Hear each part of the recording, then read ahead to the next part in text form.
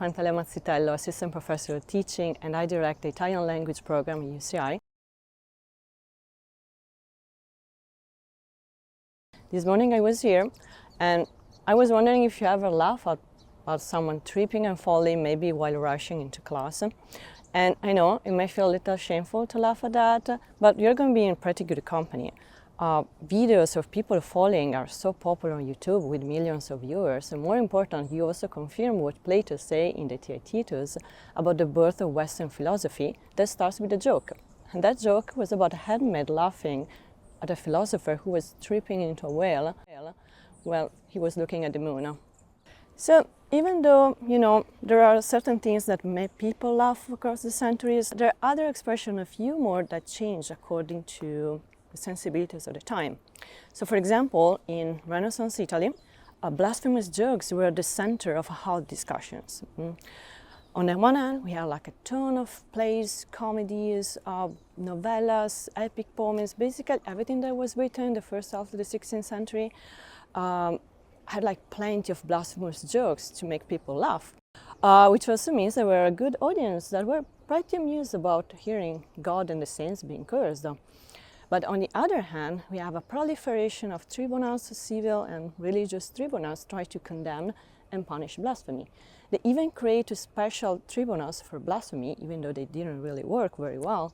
And also like Book of Conducts, they would try to convince a nobleman intellectual to stop swearing to show humor and wit, with even less success than tribunals for sure. So was making fun, joking about God that funny? Audience said yes, authorities said no. Later in the 16th century, the Inquisition knew very well how not to have blasphemy on the written page, at least for a while. But despite this, blasphemous jokes are still very popular in Italy nowadays. They're probably the most popular videos on YouTube after the following compilation. And also they represent a linguistic identification mark for a lot of Italian regions and their dialects. In fact, the Italian language developed a rich vocabulary and a wide range of possibilities. And that's because blasphemous jokes in Italy are not composed by fixed expressions like in English, holy shit, right? But you can create new blasphemies all the time just by combining the name of a holy entity with another term. And this combination is meant to be immediately perceived as irreverent or irrespectful.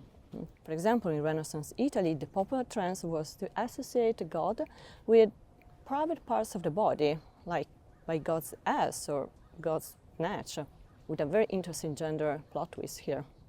Are Italian authorities more chill about blasphemy right now?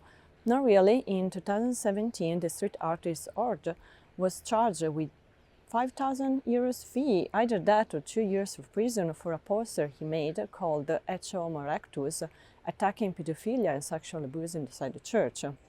And in 2021, the goalkeeper Gianluigi Buffon was disqualified for the derby because he swear God during the match, and then he was readmitted after paying 5,000 euros. But how so? So the Italian Penal Code still has a law against blasphemy, and now, as in the past, this kind of law is meant to attack and prevent disrespectful and irreverent voices against the powers and authorities, more than for just religious or moral reasons, or even just not have the best goalkeeper playing in a derby.